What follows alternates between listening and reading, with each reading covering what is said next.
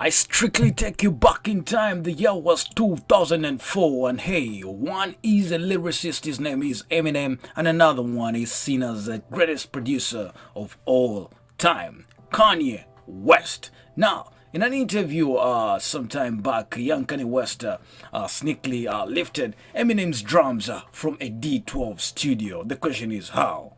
Now, in reality, right here, both artists are multi-talented across a variety of fields here, we can say. Now, each one is capable of crafting incredible instruments in their own right. You all know Kanye West can do that. Now, while Kanye West's discography needs to, it needs no introduction.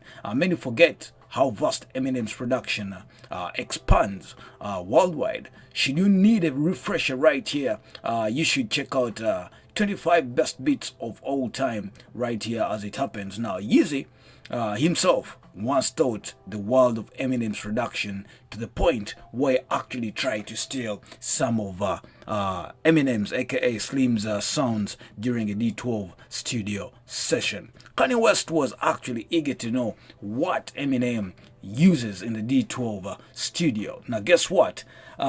This derives from a 2004 issue of, as it was shared on Twitter.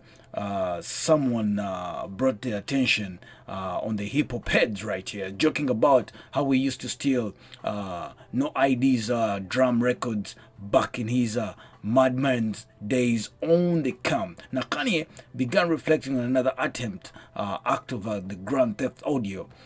He quotes, "I had to work with D12, right?" He begins alluding to the D12 world title track, and I think Eminem is a dope producer, so I wanted to ask him to trade drums.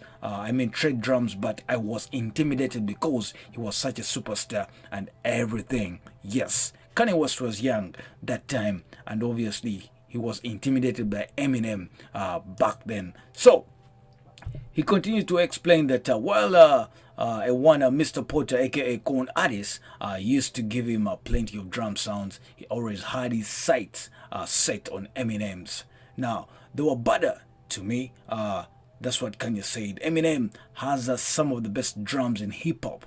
As fate would have it, Kanye soon found himself alone in the studio with Eminem's MP kit in sight. Cameras be damned, he made the move. I'm going to try and get as many sounds copied before they come in. This is what Kanye tried to do right there. Now, he reasoned that I started copying them, and the next thing I know, an engineer comes in and straight grabs the disc and leaves. Now, while Kanye wasn't able to make all of the sounds in their entirety, he did learn a few tricks from watching Eminem work. He says, I started seeing how he did it, doing stuff I wouldn't do because I still had certain rules, says Kanye. I was seeing how he tacted sounds like chopping their air completely. It gives it a certain sound, the sound he wanted. I learned a lot going through Eminem's drum kit. He closed things out by revealing that Eminem was, at least at the time, one of his top 5 producers. Me and Eminem together, it's damn.